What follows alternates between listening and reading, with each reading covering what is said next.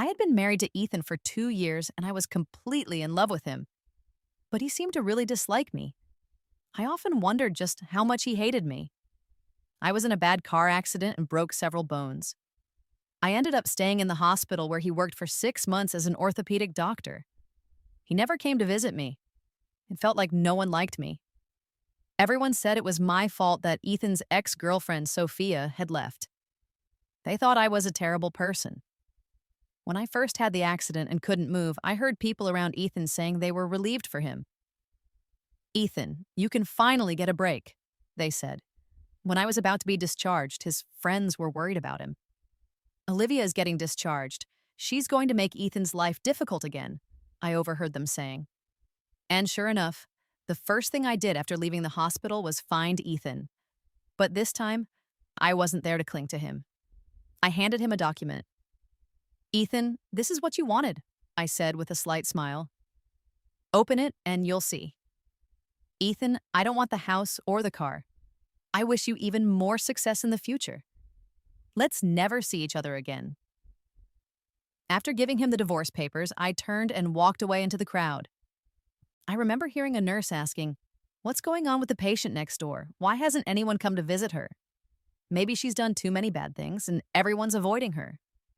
Even when I was in a coma, I could hear everything around me. But no matter how hard I tried in that dark, unconscious place, I just couldn't wake up. Finally, after what felt like forever, a cup from the next bed fell to the ground with a loud thud, and it jolted me awake. "Oh, well, you're awake," a woman gasped. I stared at the ceiling, unable to move. "Sorry, I dropped the cup. Did I scare you awake?" she asked. "No," I replied. "I should be thanking you. The shock is what finally pulled me out." No one knew how terrifying that dark, unconscious world was for me. Soon, a doctor heard that I was awake and came to examine me. They said it was good that I had finally woken up, but among all the doctors, I didn't see Ethan. While I was unconscious, I never heard his voice. Now that I was awake, he still didn't show up. "Where's Ethan?" I asked. The doctors exchanged glances. "Dr. Ethan, he's in surgery right now. He can't come," one of them said. "Oh, how's my condition?" I asked. "When the accident happened, you hit the back of your head. There was a lot of internal bleeding, which caused your coma. Your right hand was fractured, your left thigh was severely broken, and you had multiple other fractures and soft tissue injuries. In short, you were seriously hurt. As of yesterday, you had been unconscious for 40 days. Luckily, you were brought to the hospital in time. The bleeding in your brain is slowly being reabsorbed, and your fractures have been treated with surgery and casts. You're slowly recovering." During dinner, the woman in the next bed was feeding her husband when she turned to ask me, "This Ethan you keep mentioning, is he someone important to you?" "He is my husband," I replied. "What kind of surgery lasts 8 hours? Your wife wakes up from a coma and you don't even have a second to check on her?" she said, looking concerned. I shook my head. "Just an acquaintance," I said quietly. Later, Ethan walked in. I was clumsily trying to eat with my left hand, which felt awkward. As soon as he entered, my hand froze in midair. I must have looked pathetic in that moment. He glanced at me, then looked at the man in the next bed. "What's going on?" he asked. So, he was here for the patient next door. I lowered my head and continued eating mechanically, feeling completely numb. "Doctor, you're here. My husband says his elbow suddenly hurts a lot," the woman said. Ethan loosened the cast on the man's arm. "Does this feel better?" he asked. "Much better. It doesn't hurt as much now," the man replied. Then, a pair of white shoes appeared beside my bed. A nurse rushed over. "Dr. Ethan, emergency case," she exclaimed. The white shoes disappeared again. I looked out into the darkness and took a deep breath. Ever since that day, Ethan never came to see me again. Dr. Miller had returned, so Ethan no longer needed to cover his shifts. Everyone in my ward was under Dr. Miller's care. I heard that on the night of my accident, there was a massive pileup, leaving many injured. I also heard that Ethan had gone to another province for a medical exchange. By the time he returned, a major fire had broken out in the city and the hospital was overwhelmed with patients. Later, I heard he was sent abroad for further studies. In short, he was incredibly busy. The patients in the bed next to mine changed over and over again. Once I could get out of bed, I pushed myself through rehabilitation training. I was determined to stand up again, to be normal, no matter how painful it was. I gritted my teeth and persevered, just like the other patients in that rehabilitation room. Of course, during that time, I also became a laughingstock in my old social circle. The proud and aloof Cold Peacock had ended up bedridden after a car accident, unable to take care of herself, relying on others for everything. We had all been medical students at the same university, but during my internship year, I injured my hand, which meant I could never become a surgeon. I gave up on the profession entirely. Several of my former classmates were now working at this hospital, but no one pitied me. They just saw it as karma. After all, everyone believed I had ruthlessly driven Sophia away all those years ago, forcing her to leave the country. You're fully recovered. Well done. 4 months later, when I could finally walk a normal distance without any assistive devices, my rehabilitation trainer clapped for me. Thank you for being there for me, I said. It's your own determination that got you through this. Honestly, your injury was severe, a shattered femur. But you're the only patient I've ever seen who never once cried out in pain during the entire recovery process. I smiled, but said nothing. I was discharged from the hospital after finishing the paperwork. I took a taxi home. It had been nearly 6 months since I was last there. I paused briefly before placing my hand on the fingerprint lock. The moment I stepped inside, I was met with the scent of dust. As expected, Ethan hadn't been home much either. I tidied up the couch and opened a container of takeout soup. Just as I took my second sip, my phone buzzed. I glanced at the group chat messages and fell silent. Olivia's out of the hospital, one message read. What? So soon? I thought she was seriously injured. She's going to start clinging to Ethan again. I swear he must owe her from a past life because she just won't leave him alone in this one. Another message said, Oops, she's still in this group. If she sees this, you're dead meat. Crap, wrong chat. One by one, the messages were quickly deleted. I put my phone down and continued eating my soup. That night, I slept alone. Ethan didn't come back by morning. I lifted my stiff hand to rub my eyes, took a deep breath, then got up and got dressed. I grabbed a folder from the coffee table and left the house. Right before I shut the door, I hesitated for a moment, taking one last look at the home I had once carefully designed. Then, bang, I pulled the door shut and walked away. Outside the orthopedic department, I saw Ethan. He and the other doctors had just finished their morning meeting, filing out of the conference room in their white coats. When he saw me, he froze mid-page turn. The doctor beside him glanced between us and tactfully walked away. I wasn't sure why, but I still managed to smile as I approached him. Maybe I was just grateful I had recovered, that I hadn't been left permanently disabled. Maybe I had finally let go. His skin was naturally flawless, and though faint dark circles lingered beneath his eyes, they couldn't overshadow his strikingly perfect features. He spoke first. Sorry, I had 3 surgeries yesterday. By the time I finished, I realized you'd already completed your discharge and left. I nodded and handed him the folder in my hands. Here, this is for you. What is it? His eyes flickered with a brief moment of confusion. I shrugged and smiled, a genuine, relieved smile. Open it and you'll see. It's what you wanted. Ethan, the house, the car. I don't want any of it. I hope you achieve everything you want in life. Let's not see each other again. I handed him the divorce papers, then stepped back and disappeared into the crowd. At the airport, I pulled out my phone, deleted his contact, and boarded a flight to a quiet little town. That evening, after landing, I went to see my cousin, who was raising a child alone. Mommy, it's Auntie.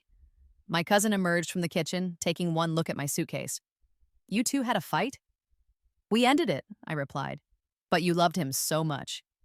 I gave a faint, bitter smile. Love should be mutual. If only one person is constantly giving, it's nothing more than self-inflicted pain. Maybe it even becomes a burden to the other person. You finally understand that now, silly girl. He wasn't worth it. That night, I couldn't sleep. I sat by the window watching the empty road outside. I heard movement behind me. Still awake? My cousin asked. Just a little insomnia. I'll sleep soon. She walked over and wrapped her arms around me, touching my forehead lightly. You poor thing. You wanted to be a surgeon, but your hand injury ruined that. And when you finally fell for someone, he turned out to be so heartless. I stared at the streetlights outside, lost in thought. If he hated me so much, why did he marry me in the first place? I really don't understand. Forget him. Move on. Live your life. Yeah, I've decided to forget him. I plan to settle down here and open a pharmacy. That's great. Meet a business partner. I'll invest. Definitely. We both laughed. 6 months later, the pharmacy was up and running. My cousin and I took turns managing the store. Life in this small town moved at a slow, steady pace, and with time, the past became nothing more than a distant blur. Afternoon sunlight streamed through the windows as my niece, Ruby, walked over, holding out my phone. Auntie, your call. Good girl. It was my college friend, Stacy. I'm getting married. Will you come to my wedding? Stacy was my only friend during college. Where's the wedding going to be? I asked. Of course, in our city. You have to come. You know I don't have many friends. If you don't show up, I'll be really disappointed. All right, send me the hotel address. It had been a year. Some things I had let go of, and others had moved on even more. In the hotel hall, Stacy, with half her makeup done, ran out to greet me. I'm so happy you could come. We shared a light hug. Of course I'd be here for your wedding, silly. I heard some things about you and Ethan. I know you left our city. Today is your big day. Let's not talk about me. Go finish your makeup. The ceremony is about to start. After Stacy left, I picked up a glass of red wine, swirling it gently before taking a small sip. They're all here. I never realized I had such influence. Even the big shots from the hospital showed up. I overheard someone say, "Good thing you picked the weekend, otherwise it would have been tough to get everyone here." Look at that, Ethan. The busiest of them all is here too. The wine in my mouth suddenly tasted a little bitter. I hadn't known that Stacy's groom, Scott, had also transferred to Third Hospital. No wonder so many people from there had come today. I glanced over just in time to meet Ethan's eyes. Ethan, what are you looking at with that expression? Everyone's attention followed his gaze straight to me. A wave of surprised expressions washed over the crowd. Ethan withdrew his gaze and pulled out his wedding gift. And then I saw who was standing beside him, offering a gift as well. Even though I had prepared myself mentally, my breath still caught for a moment. Sophia was back. But just for a moment, I looked away and turned my focus to the wisteria hanging outside the window. As the breeze passed through, the knots in my heart seemed to loosen and drift away with it. Back in college, people always said Ethan and Sophia were made for each other. Now, from their perspective, I suppose they had finally gotten their happy ending. The wedding began and everyone took their seats. The hospital staff were seated together. The groom is a doctor here in our city. Doctors are really in demand these days, I heard someone say. See that table over there? It's full of his colleagues. If you have any single girls in your family, now's the time to get their numbers. Too bad the most handsome one is probably taken. That girl next to him must be his girlfriend. As the music played, the ceremony commenced. Afterward, the guests started to mingle. Footsteps approached. You've been gone for a year. If it weren't for Stacy's wedding, were you never planning to come back? I hadn't expected Ethan to walk over holding a glass of wine, dressed in a black suit. His presence was as striking as ever. I met his gaze. Come back? This was never my home. Never your home? From the corner of my eye, I noticed Sophia looking over. I could see the concern in her expression. I picked up a dessert. Sorry, but I don't think we have anything to talk about. I turned away from the dessert table, checking the time. I decided to wait for Stacy to come out so I could say goodbye and leave. You're leaving already? We haven't even had a proper conversation. Seeing you happy is enough for me, I said to Stacy, who held my hand, then glanced at Ethan and Sophia. Are you leaving because of them? Sorry I didn't tell you they might be here. It's fine, I've already moved on. They don't affect me anymore. I stepped out of the hotel and hailed a taxi to the airport. Olivia, where are you going? Just as I was about to get in, my arm was suddenly grabbed. Startled, I turned around. It was Ethan. A heavy silence fell between us. Don't go. What are you doing? I have a flight to catch. You getting in or not? The taxi driver sounded impatient. Ethan leaned down and spoke through the window. Sorry, we're not leaving. Then he shut the car door. The hell? Why call a cab if you're not leaving? Wasting my time. The driver cursed and drove off. I looked at Sophia standing not far away, her expression dark, then turned back to Ethan, confused. What is this supposed to mean? He tightened his grip on my arm.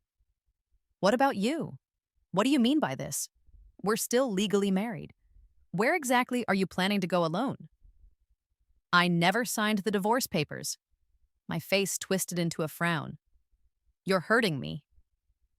Ethan realized and let go. The hotel entrance wasn't the place for this conversation. He drove us to the seaside.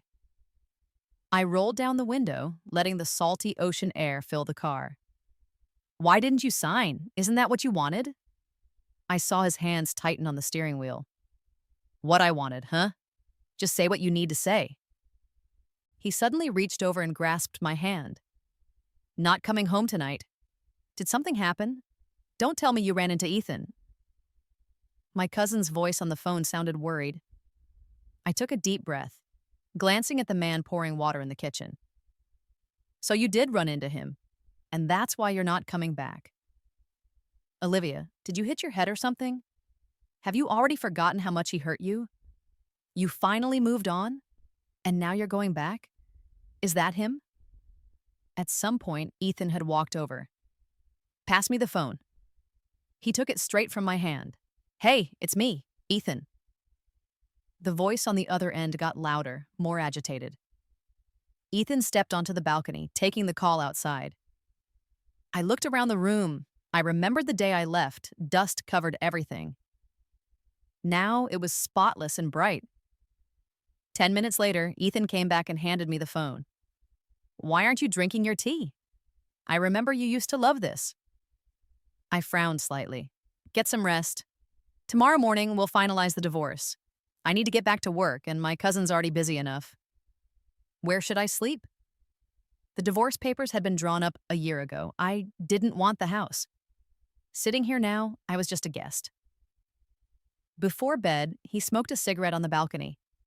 At some point, he had picked up the habit. His phone, left on the table, lit up with messages from a group chat. Did everyone see Olivia at Scott's wedding today? How could we not? She was right there. People always said doctors were too busy. I never realized they had time for gossip. What do you think? Think she's back for trying to win Ethan back? Ethan picked up his phone. A moment later, the group chat was deleted. A new pizza place just opened downstairs. Want to grab some late-night snacks? I got up. I'll sleep in the study. Get some rest. We need to be up early to finalize the paperwork. The study looked the same, but lying here now, it no longer felt like home. The pizza is here. Come eat. I didn't respond, pretending to be asleep. After a while, I heard footsteps retreating from the door. From the window, I could see a light still on in the living room. At dawn, the lights in the living room finally went off. When the sun rose, I got up. The master bedroom was still quiet. I sat down in the living room, waiting for him. As the sun climbed higher and higher, and the master bedroom remained silent, I glanced at the time and knocked on the door of the master bedroom. No one answered. Frowning, I looked at the hallway and noticed his slippers neatly placed at the entrance. I immediately pushed open the bedroom door, but there was no one inside. Walking out, I saw a note on the dining table. Emergency at the hospital. I'm gone. Breakfast is in the fridge. Remember to eat. I put the note down. I had no appetite for breakfast. When I tried calling him, it was busy. With no other choice, I went to the hospital. At the hospital, I was told he was in the operating room. I had no choice but to wait for him in his office. His friend Caleb walked in. It seemed he had just finished a night shift. We exchanged a brief look, and I turned my gaze away in disgust. He was the one who used to support Ethan and Sophia the most. This time, however, he didn't mock me. Ethan can't come down from the operating table yet. If you're bored, you can use his computer to browse the internet. He opened Ethan's drawer, took out a bag of snacks, and placed it on the table. These are from Ethan. He took his phone and left. I stood still for a moment. The bag was full of the chips I used to love, but I had no desire to eat them. Not only had I forgotten those painful memories, but I had also given up many unhealthy habits. I waited, and it wasn't until 4 in the afternoon that Ethan finally came down from the operating table looking exhausted. When he saw me, he seemed stunned for a moment. I raised the file bag in my hand, expressionless. I've been waiting for you. There's only 1 hour left. We need to hurry. All right? He nodded. I'll change my clothes first. He went into the bathroom. 10 minutes passed, and I grew anxious waiting outside. He came out, towel in hand, pointing to the boxed lunch that the nurse had brought in earlier. Give me some time to eat, okay? I haven't eaten all day. We're running out of time. He smiled bitterly. I'll be quick, 5 minutes. I didn't say anything else. He ate quickly, and as we were about to leave, we opened the door only to have the nurse rush in. Dr. Ethan, the patient in bed 3, is having a sudden loss of consciousness and breathing difficulties. I'll go check, he said, and was called away again. Life or death, I couldn't stop him, but I couldn't help feeling frustrated. When he returned, it was an hour after the government office had closed. He checked the time and looked at me with an apologetic expression.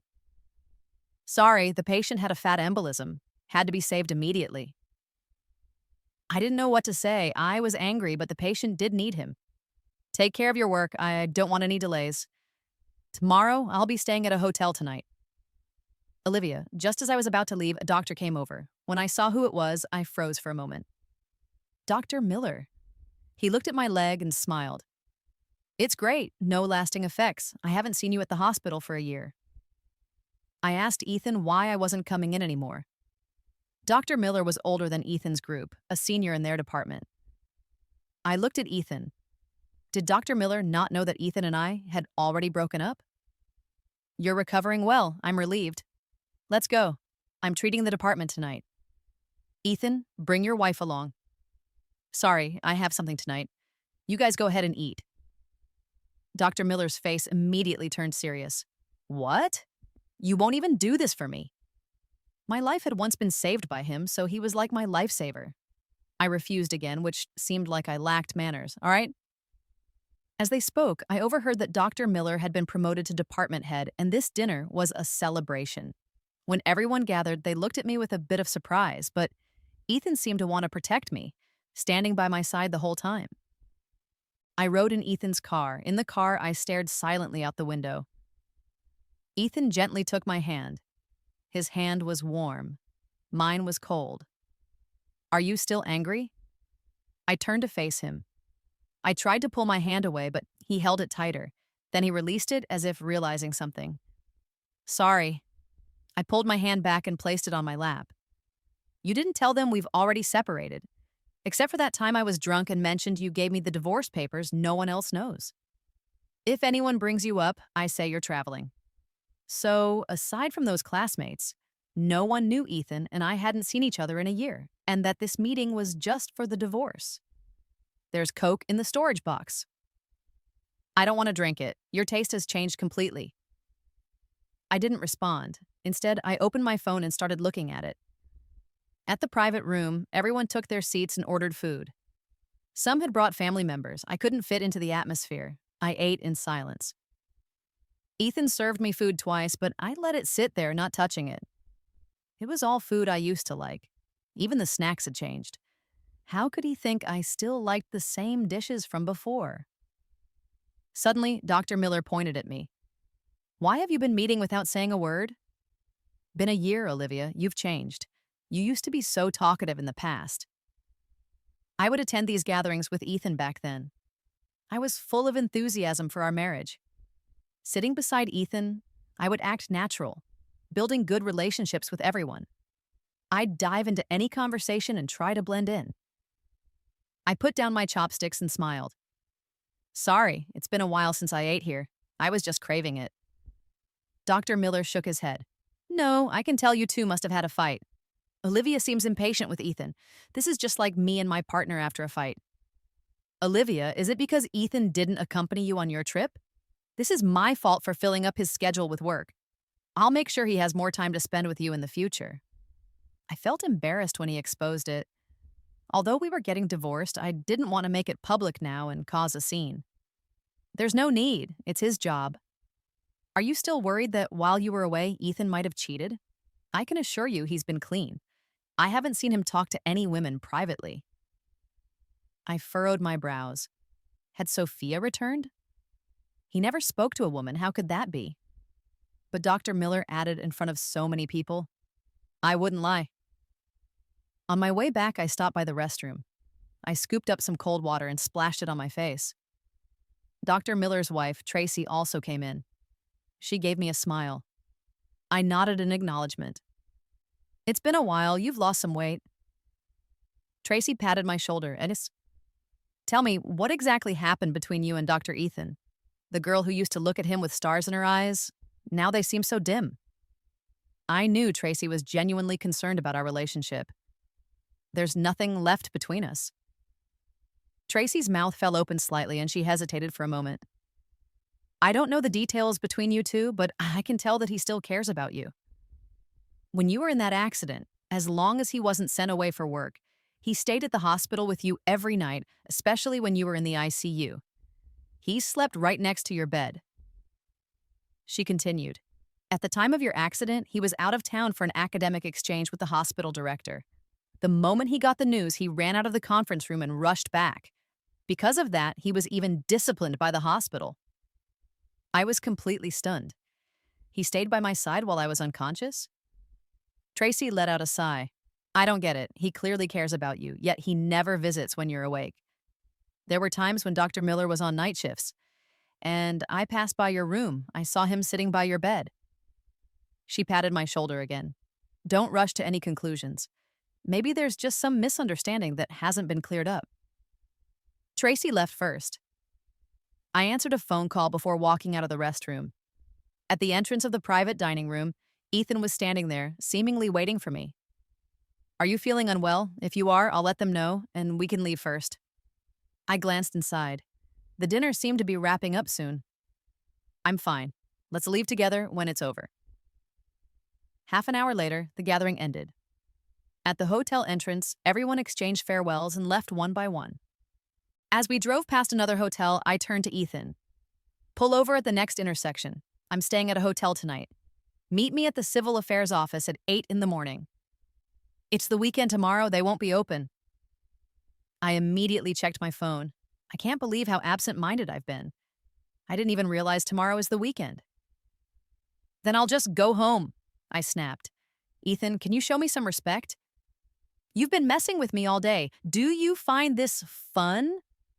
He fell silent for a moment, then looked up at me. If someone has to stay at a hotel, it should be me. The house was designed by you with so much care. It's yours to stay in. I'll take you home first. That night, he kept his word and dropped me off at the parking garage before driving away. But the next morning, when I stepped out to buy breakfast, I saw his car parked downstairs. I looked away and headed home. He got out of the car. I got a call from your dad. It's his birthday today. He wants us to come over for dinner. There's no need. He's had 2 heart relapses already. He really wants to see you. I gripped my breakfast tighter and quickened my steps upstairs. I'll be waiting downstairs. As soon as I got inside, my phone started ringing again. I hung up. It buzzed twice more. Olivia, just come home for one meal, okay? Dad asked Verna to cook all your favorite dishes. The other day, I was diagnosed with pulmonary congestion. With all my health problems combined, I probably don't have many years left. I know I let you and your mom down. You have every right to hate me, but I still love you. And I just want to see if Ethan has been treating you well. I turned off my phone and tossed it aside. When we arrived at the house, Ethan opened the trunk and grabbed the canned goods I was carrying. These are heavy. I'll take them in. In the yard, my younger half-brother Tony, who was playing around, glanced at us before running inside. Dad, Olivia's here! Before going in, I watched Ethan's back for a second, feeling a strange sense of doubt. I had an old photo album I made. Inside was a picture of me with my parents. I once saw him holding it, his fingers pressing over my dad's face. His eyes had this strange look, something like hatred. I had asked him indirectly if he knew my father. He avoided the question, saying he was busy. Snapping back to reality, I followed him inside. "You're here." My dad looked toward the doorway, his voice carrying a hint of excitement. "Verna, come out! Olivia's here!" A woman wearing an apron rushed out from the kitchen. "My stepmother, Verna." "At least a name. You don't have to bring anything when you come home. Give that to me. You two go sit in the living room. Just 2 more dishes and we'll eat." Sitting in the living room, silence fell between us. Ever since my dad's affair tore this family apart, I never called him dad again. Beside him, a 4-drip stand was set up. That caught me off guard. His face no longer looked healthy either. The moment I sat down, I wanted to get back up and step outside. Ethan sat beside me, taking my hand. "Your surgery was a success. Why did it relapse?" Verna brought over a fruit platter and some drinks. "You two should talk some sense into him. He's not young anymore. He needs to stop overworking himself. The last time he had an attack, he collapsed in under a minute. I was scared out of my wits." "It wasn't that serious. Don't listen to her. She always exaggerates. The doctor said as long as I rest properly, I'll be fine." I stood up. "I'm going outside for a bit." My father turned to Tony, who was playing nearby. "Tony, go with your sister." Tony abandoned his Lego set. "All right," he trailed behind me, eager but reserved. I could tell he wasn't quite comfortable around me yet, but wanted to be closer. I sighed. Life really has a twisted sense of humor. A man who destroyed his own family still managed to find someone who loved him, and she even gave him a well-behaved son. Verna wasn't my father's mistress. His actual mistress left him for a younger, wealthier man 3 years after breaking up our family. That was when Verna entered the picture. If it weren't for that, I wouldn't be here today. Tony fidgeted with his fingers. "Do you want to see my goldfish? They're in the stone tank." "Sure.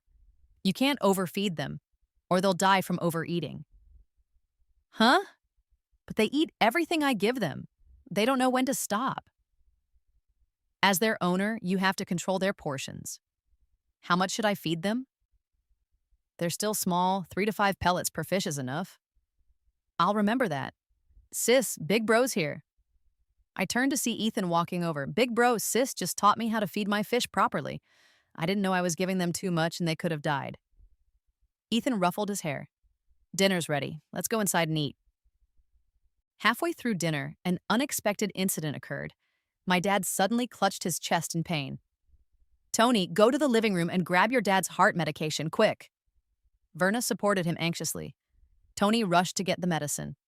I took a pill and placed it in my dad's mouth. Dinner was officially ruined. Ethan carried him to the bedroom and laid him down flat.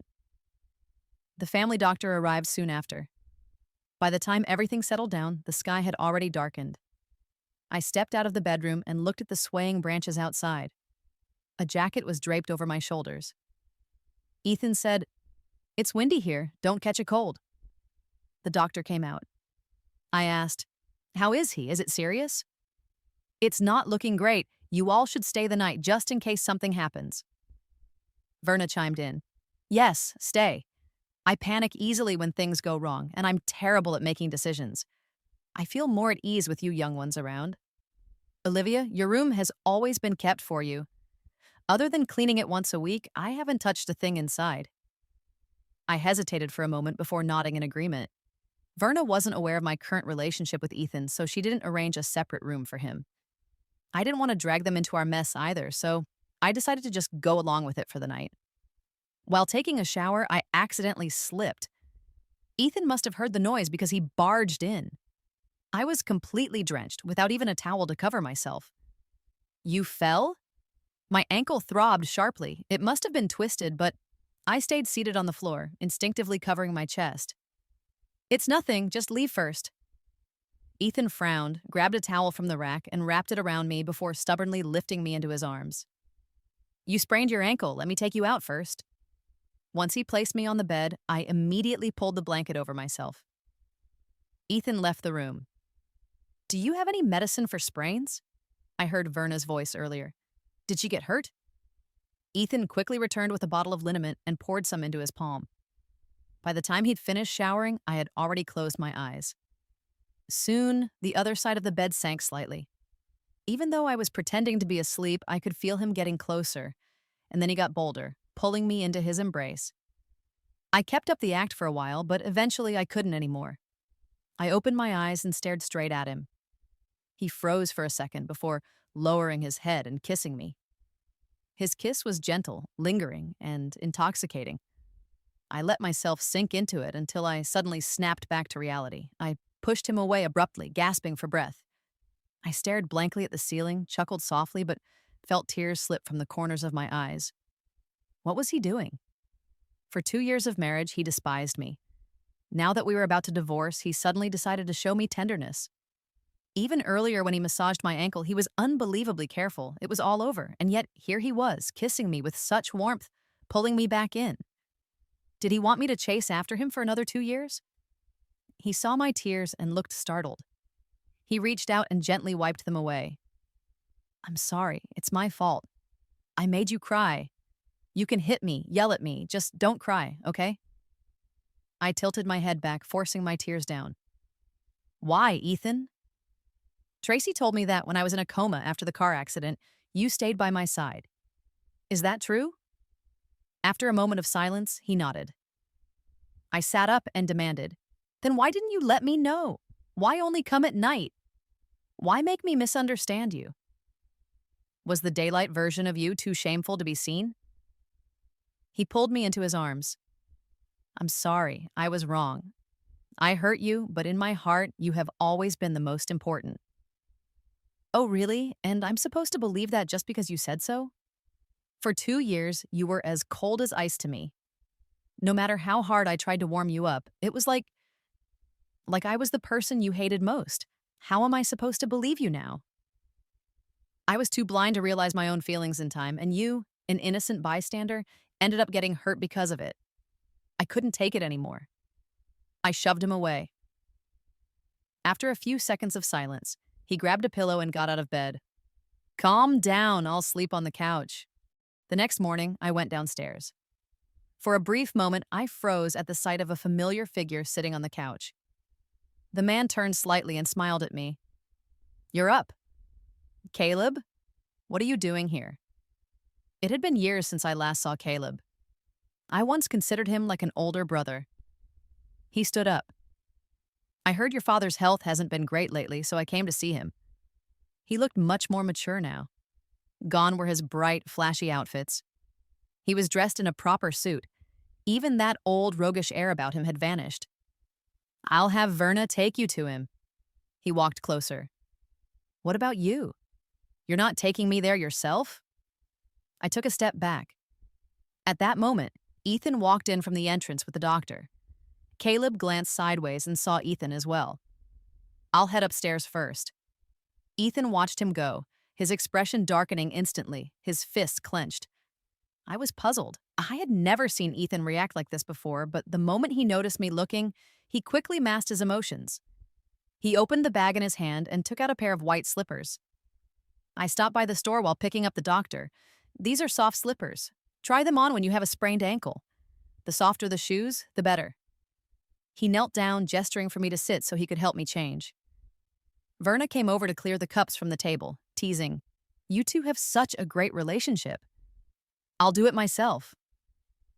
As I lowered my head to put on the slippers, an image of his expression earlier flashed through my mind. I glanced up at Ethan. Did he and Caleb have some kind of grudge?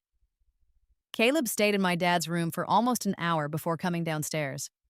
He glanced at me, but his gaze ultimately landed on Ethan. Can we talk? Let's talk outside. The two of them stepped into the courtyard. I watched them from a distance. What could they possibly have to talk about? As far as I knew, they had no real connection. Yet the tension between them was almost tangible. I remembered that back in college, Caleb had visited me once and ran into Ethan, but Ethan barely spoke to him before heading off to the library. Had they met again after that? Tony ran up to me, holding a ball. Sis, will you play with me? I nodded. Sure. As I chased the ball to where the two of them were talking, their conversation drifted into earshot. I heard you haven't treated Olivia well these past few years, Caleb said. You're an outsider. You have no right to comment on our marriage. Ethan replied coldly. No right? If it weren't for you, Olivia and I would have been married. She never would have married you. Anyone with eyes could see she only saw you as a brother. She never had romantic feelings for you. She loved you, but what did you give her? Coldness, pain. If it were me, I would have never let her suffer. You think I wanted this? If you people hadn't gone to such extremes, threatening me first, then targeting my father, I wouldn't have been trapped in that impossible situation. On one side was the woman I loved most, and on the other was the man who raised me. Who was I supposed to choose? How could my conscience ever be at peace? Caleb fell silent for a long time. I felt a chill run through my body when I finally heard his voice again. I'm sorry. If we had known you would never truly let go of her, we wouldn't have pushed you that hard. Do you think a simple sorry will bring my dad back? Thud. The ball slipped from my hands. Both men turned in shock. Olivia, when did you get here? For a moment, their expressions cracked. What are you talking about? I felt frozen, like I had been submerged in ice. I stared at Ethan. What do you mean, bring your dad back? Then I turned to Caleb. What did you do to Ethan's father? No, what did all of you do? Who else was involved? What have you all been hiding from me? A terrible premonition gripped me. The truth lurking behind all of this, it would break me, but I had to face it. Ethan had always avoided talking about his father. Whenever I asked, he would grow impatient, brushing the topic aside. Now he placed his hands gently on my shoulders. Calm down first. I'll explain everything when you're in a better state of mind. I want to know now. Please, just tell me. Caleb spoke up. I'm sorry, Olivia. I loved you for a long time, but you only ever saw me as a brother. Then you fell for Ethan. And I was young, arrogant, convinced he wasn't good enough for you. So I tried to humiliate him, offered him money to walk away, but he refused to take a cent and told me to stop playing childish games. I was furious. Who was he to act so high and mighty? So I wanted to make him suffer. I had people beat him up, but even then, he didn't leave you. That only made me angrier. Then I found out. His father worked in the city, so I took it further. I sent people to attack his father, leaving him severely injured. I couldn't believe what I was hearing. My hand moved before I even thought about it, slapping Caleb's face. His head twisted to the side. You monster! He didn't flinch. I'm sorry, Olivia. If it makes you feel any better, hit me as much as you want. Touching you would only dirty my hands. You're absolutely heartless. Do you even realize Ethan never stayed away from me because of you? I was the one who loved him. I was the one who chose to be with him. You didn't just hurt him. You brutally attacked his father. Why didn't you just kill me instead? Olivia, get out. I never want to see you again. Hate me if you must. I've spent years feeling uneasy, knowing that Ethan's coldness toward you was because of what I did. I destroyed your happiness, but I was too much of a coward to tell you because I knew once you learned the truth, you would never forgive me. But it's better this way. At least now I'm free of the burden. I was the one in the wrong. I should be the one to pay the price. I just hope that you and Ethan won't hurt each other anymore. Stay together. Wait, who else was involved? No one, just me. You misheard. I let out a bitter laugh. Do you really think I don't know the answer already? Caleb turned back. It was just me. Don't overthink it. He cast a desperate look at Ethan. Ethan hesitated, then nodded. No one else. I wanted so badly to believe him, that there was no one else, but I knew what I had heard. Ethan truly loved me, and right now he was willing to protect me from the full truth. It was my father, wasn't it? You planned it together. You attacked Ethan's dad to make him hate me. My father always liked you. He mentioned more than once that if you and I ended up together, he'd feel at peace. The only response was silence, and silence was enough. The truth, when uncovered, was bloody and raw. I couldn't process it. Maybe I never would. It's in the past, let's not dwell on it. Let's cherish what we have now, okay? Ethan cupped my face, resting his forehead against mine. How do we cherish the present, Ethan, when my father was responsible for your father's death? Today, I finally understood his hatred for me. I had imagined countless reasons, but never this. Ethan sighed. No, my father died of cancer. The attack only left him with superficial wounds. I couldn't hear him anymore. Stop covering for them. When I stood before my father's bed, he already knew. You found out, didn't you? You must have hoped I'd never know. It all made sense now. Why his illness had worsened again and again. It was his karma. Verna, still by his side, tried to defend him. Olivia, don't talk to your father like that. He has always regretted what happened. He only wanted you to marry someone he trusted, someone who would never hurt you. I let out a cold laugh. So marrying someone I don't love wouldn't have been painful. Was this your way of loving me by destroying the person I loved? Don't call me again, pretending to be pitiful.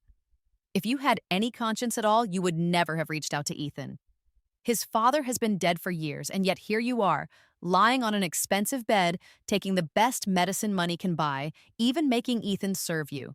He's a person. Do you have any idea how much it must hurt him to see you, knowing what you did to his father? I'm sorry, Olivia. I was wrong. I don't expect forgiveness. My only wish is that your marriage isn't affected. I want you to be happy. You were never the victim. You just loved me the wrong way, and now all of this, it's your punishment. There are no second chances. Once happiness is shattered, it can never be put back together. Tears filled my eyes as I let out a bitter laugh. You want me and Ethan to be happy? How cruel can you be? Do you want his father's soul to never rest? I ran out of the house like a wandering soul. I drifted aimlessly through the streets. I wanted to get up and breathe in the fresh air, but it felt like a sinister force was pulling me down, dragging me into the depths. After Ethan's father passed away, he handled the funeral and then returned to school. He had been in low spirits ever since. At the time, I knew nothing, only that Ethan's father was gone. I wanted to be there for him, so I waited outside his dorm. His friend Taylor saw me. Olivia, stay away from Ethan. Let him go. Do you know how pitiful Ethan's dad was when he died? His body was covered in wounds. Aside from drowning myself in alcohol until my brain lacked oxygen, I couldn't think of any other way to numb myself. Welcome, sir. What would you like to drink? I'm looking for someone. Stop drinking. Let's go home. Through my haze, I saw a tall figure, one that looked just like Ethan. Ethan, why are you here? Don't show up again, okay? I can't face you. I grabbed his arm, trying to roll up his sleeve. How did they hit you? Does it still hurt? That time you took several days off, was it because you were recovering in the hospital? You're the person I love the most. The fact that they hurt you, it hurts me more than if I were the one being beaten. I'm sorry, Ethan. I'm apologizing on behalf of my dad. Please don't hate me, okay? You'll never forgive me. If only you had never met me, your dad wouldn't have died. Stop being good to me. I don't deserve it. Be good. Let's go home. I felt weightless, as if I were floating in the air. The next morning, I woke up with a pounding headache. Sunlight filtered through the light-colored curtains, making my eyes sting. As consciousness returned, so did the harsh reality of everything I had learned the day before. Then I realized I was in Ethan's and my marital home. I didn't know how to face him. I just wanted to get out of bed and leave. The door opened. Ethan walked in smiling. You're awake. I made you some hangover soup just in time. He scooped a spoonful and brought it to my lips. The kinder he was to me, the harder it was to bear. I pushed it away. Ethan, you don't have to be this good to me. You're my wife. If I don't treat you well, who else should I treat well? I glanced at the documents on the table and picked them up. We should stick to our agreement. On Monday, let's end this marriage. His head lowered into silence. I'm going out for a walk. As I stepped off the bed, his hand caught mine. So you're just going to leave me? I'm not abandoning you. I just can't face you. We wronged you. I'm truly sorry about your father, but aside from saying sorry, there's nothing I can do to make up for it. Let's stop this, Ethan. Sophia is a much better match for you, and now that she's back, it's perfect timing. His brows furrowed.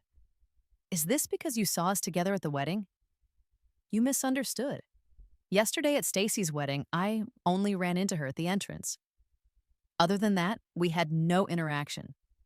You saw her standing next to me and assumed we were together, didn't you? Did you ever think about why I still chose to marry you in the end? You must have believed it was to get revenge on your dad, right? That I married you out of spite? But what if I told you it was because I love you too much? So much that even though my conscience tormented me, I still had to be with you.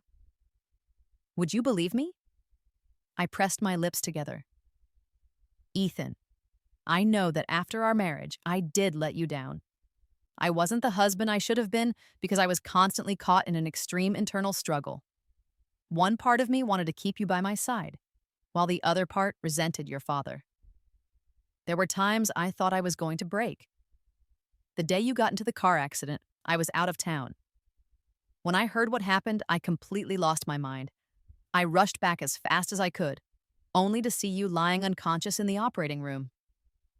My heart shattered, and when I found out that the accident happened because you were in a bad mental state and ran a red light, I blamed myself even more.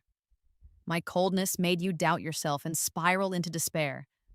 I hated myself. I thought once you woke up, we should get a divorce. Being with me only brought you pain, so I didn't dare give you any more false hope.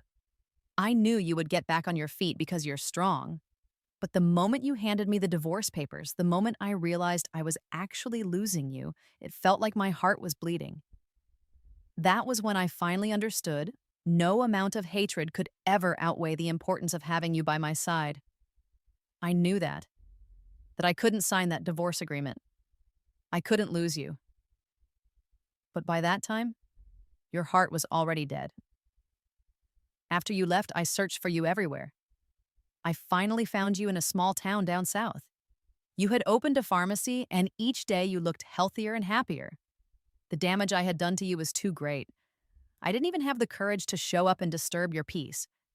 When I heard Stacy was getting married, I was thrilled.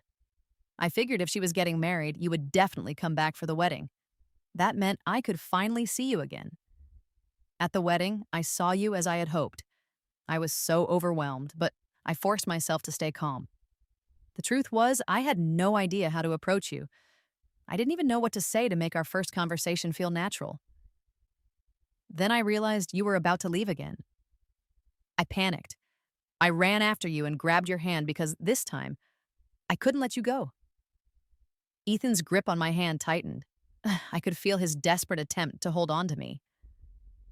But your father is dead. With that burden between us, you'll always carry guilt. My dad died from brain cancer. Yes, he was seriously injured that time, but they were only superficial wounds. Please believe me. But what your father did has always been a thorn in my heart. Then why did you still answer his calls? Why did you go back with me to see him? He didn't deserve it. Because at the core of it all, we both loved you too much. Back then, he was afraid that if you stayed with me, I wouldn't be able to give you the life you deserved. He wanted you to have a happy marriage. Any father, upon seeing his precious daughter with a medical student who had no background, would be furious and do everything in his power to keep them apart.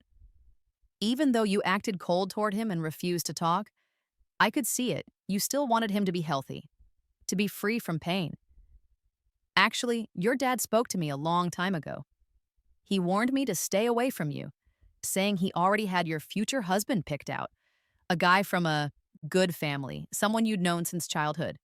But you, clueless as ever, kept rushing into my arms. You're smart and cute, and despite me turning you down 3 times through gritted teeth, you didn't give up. You have no idea how hard it was for me to reject you every single time. When Caleb came to school looking for you, I could tell you only saw him as a brother. You didn't like him at all. Ironically, he even had someone beat me up to warn me to stay away from you. What he didn't know was that it was precisely because of him that I saw his true character, arrogant and conceited. If you really married him in the future, he wouldn't respect your thoughts. I couldn't bring myself to hand you over to him, but then I thought to myself, how am I any better than him? After marriage, my indifference to you would cause you the most hurt.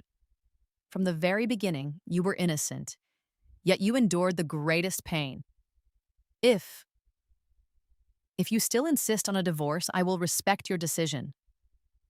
He suddenly smiled again. Our beginning.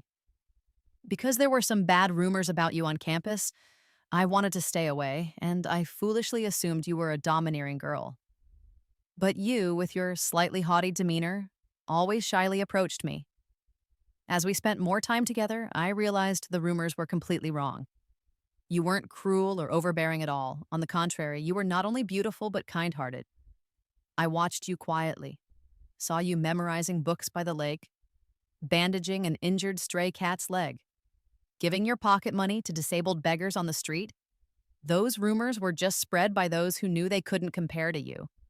And to drive you out, they falsely accused you. From start to finish, the only person I've ever liked was you. As for Sophia, she was just someone who spoke to me a few times when I was trying to reject you. The rumor that we grew up together is only because we happened to sit on the same train on the day of university enrollment. Do you remember the last time you asked me if I hoped you would go abroad and never bother me again? Or if I wanted to marry you, letting you pester me for life? After thinking about it all night, I grabbed your hand and said, "Let's get married. If now you could give me the same choice again, how wonderful it would be." I tilted my head back, but still pulled away from Ethan's hand. "This document, I'll keep it for now," he said, taking the divorce papers from my hand. "I hope you'll reconsider, Olivia. Just remember, I love you, and I want to grow old with you." I walked out aimlessly, strolling down the street until my phone rang. "Olivia, have you come back? Big cousin? What's going on?" My cousin sounded frantic. "Can you hurry back? Ruby's gone missing. I can't find her anywhere. Come help me look." I was shocked. How could Ruby have gone missing? "I'll be right there." Thankfully, it was a false alarm. I rushed back, and before dawn, my cousin and I found Ruby asleep in the park. For the moment, the divorce with Ethan was put aside.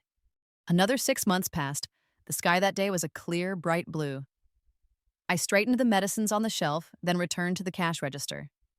I received a message from Ethan. Our team won the top prize of the last medical competition, and the hospital is treating us to an all-expenses-paid trip to the beach city. We can bring our families. Would you like to go with me? By the soft sands, I lowered my hat's brim and snapped a few pictures of the scenery. "Can I get your contact info?" I was wondering how to turn him down when my waist was suddenly grabbed. "Sorry, she has a husband." We locked eyes, and I froze.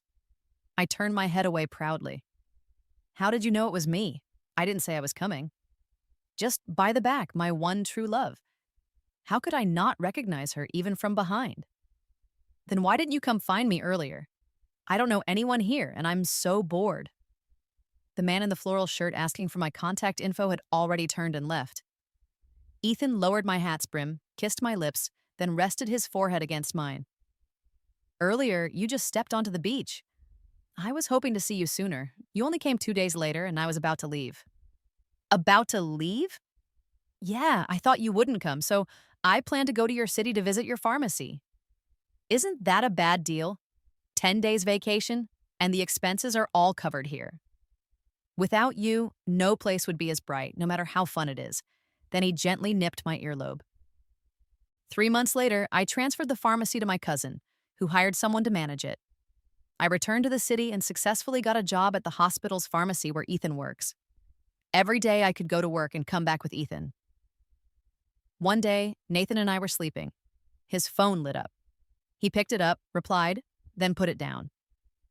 I casually asked, "Who messaged you so late?" "Someone unimportant." In the middle of the night, I got up to use the bathroom.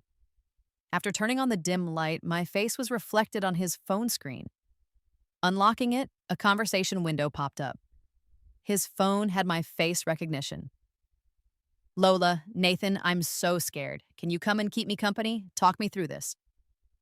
Ethan, I'm not obligated to do that. After we made up, Ethan's father's Memorial Day came. This time, you're not going back alone. Without telling me, I'm coming with you, okay? We'll drive back together. On the way, Ethan suddenly asked, "What are you thinking about?" I looked at him, feeling a bit quiet. Maybe your dad doesn't want to see me. He's seen you before when back in university. That night, you pulled me on the track, asking me to look at the stars with you, and he came to visit me that night. When I went to the bathroom and came back, I couldn't find you. Yes, that night you went to the bathroom, and he came over to tell me he was working in the city, visiting me, by the way. Actually, he had already seen us. He saw you there but didn't come over to disturb us. He brought me some clothes, and I went back to the dorm to put them away. Huh? That night, I think I bit your arm. I hope your dad didn't see that. It was so annoying the news had forecasted a meteor shower that night, and I wanted him to watch it with me, but he was so cold to me during that time. Before that, he was fine with me. He had taken a short break and came back, but his attitude was icy.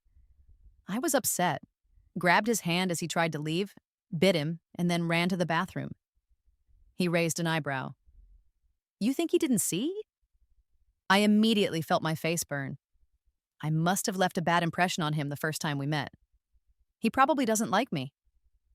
After a moment, Ethan smiled. You know, after that, he added $500 to my monthly allowance. Why? He said you looked too thin, so I should buy you some supplements. So my dad thought I was your girlfriend back then? So you didn't deny it, huh? You already thought of me as your girlfriend, but at school you never admitted it. You're such a tease. Can I be more teasing than you? Do you remember our first date? Someone wore high heels and got blisters on their feet, but still tried to act calm in front of me. It was so long ago, and he's still bringing it up. He gave you an extra $500 every month, but I never even saw you buy me a bottle of water. He tapped the steering wheel with his finger. Who told you to be so stubborn? What do you mean, stubborn? Since I met you, I've become so much easier to approach, and I don't even get upset in front of you anymore. I told you to stop drinking soda, but you didn't listen. I told you not to buy me things, but you didn't listen. I silently shut up. Inside, I felt a bit wronged. I was just a student back then. It wasn't so bad to have a soda every now and then. As for buying him things, it was just because I saw something that seemed perfect for him and wanted to get it for him. He suddenly handed me a card. This is for you. I was confused. Why are you giving me this card? It has the extra $500 he gives you every month. I got a card for it and put it all in there. Now it's yours. If you want to buy anything, go ahead. I froze. I took the thin card and my heart felt bittersweet inside. It was his father's approval of me. Ethan's dad wasn't a big shot, but he was a respected railway worker. Has he always not known who hit him? He warned him, told him to stay away from you. You think he didn't know then? Then he must have hated me afterward and didn't approve of us being together. His whole life he hasn't done anything remarkable. His greatest trait is being able to distinguish right from wrong. He would never blame a little girl who knows nothing. Ethan slowed down and pulled over. He took my finger, the one I had injured with a surgical knife, and said, "Besides, this little girl even hurt her finger for his son and gave up her favorite career. A girl that good, no one would want to let go." I was stunned. How did you know about that? When the surgical knife fell, it cut my index finger. Everyone thought it was just an accident. In reality, I had extended my hand to block the sharp knife, preventing it from landing on Ethan's head. My hand was immediately stained with blood. I always thought it was an accident. On your part, until I saw a similar case in the operating room. Only then did I realize you had intentionally blocked the danger for me. The knife slipped because Sophia wasn't operating carefully, and it slid out of her hand. Ethan was bent over, adjusting the height of the lift at the time. I was right there, and when I raised my hand, the knife hit my finger. Though I quickly got treatment, the cut was deep enough to hit the bone, and after removing the stitches, my finger would shake slightly when holding a scalpel. The operating table is serious and sacred, and there's no room for error. I had to give up my dream of becoming a surgeon, but I don't regret it. If someone had to give up their dream that day, I would choose myself. Whether it was in terms of our relationship or personal abilities, Ethan would go further in medicine than I ever could. At that time, out of all the interns who started with us at the hospital, Ethan's skills stood out the most. The department had really admired him. Sophia made a mistake and was sent back to school by the hospital. No other hospital wanted her. She felt so embarrassed that she applied to go assist the poor, but she was good at manipulating public opinion.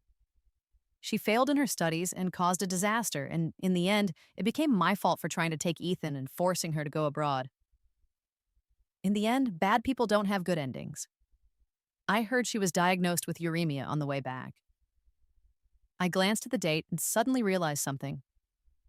My hand gently rested on my belly. Ethan noticed and asked with concern, "What's wrong?" I smiled and purposely teased him, "What do you think?" Ethan paused for a moment, then became excited. "Could it be? There's a hospital ahead. Let's go get checked." After the checkup, the doctor handed over the results with a smile. "Congratulations, you're pregnant."